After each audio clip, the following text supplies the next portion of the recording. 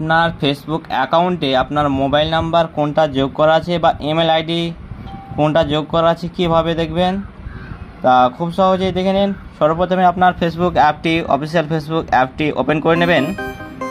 Open করার পরে এরভাবে একটা ইন্টারফেস আসবে। তারপর এখানে দেখতে পাচ্ছেন থ্রি ডট, এই থ্রি ডটে আপনাকে ট্যাপ করে নেবেন। ট্যাপ করার পরে এখানে আপনি স্ক্রল করবেন নিচে। স্ক্রল করার পর এখানে দেখতে পাচ্ছেন সেটিং অ্যান্ড প্রাইভেসি, এই সেটিং অ্যান্ড প্রাইভেসিতে আপনি ট্যাপ করবেন।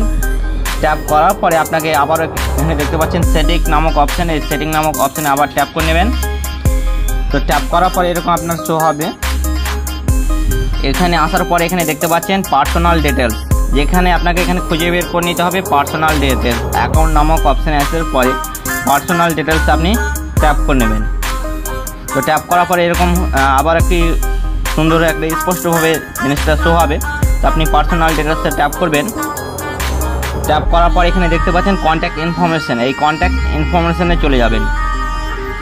চলে যাওয়ার পর এখানে দেখতে পাচ্ছেন এখানে জিমেলটা দেখতে পাচ্ছেন, এই জিমেলটা আপনার অ্যাড করা আছে এবং এই মোবাইল নাম্বারটা অ্যাড করা আছে। এখানে পেন্ডিং কনফার্মেশন এখানে আপনি করতে পারেন।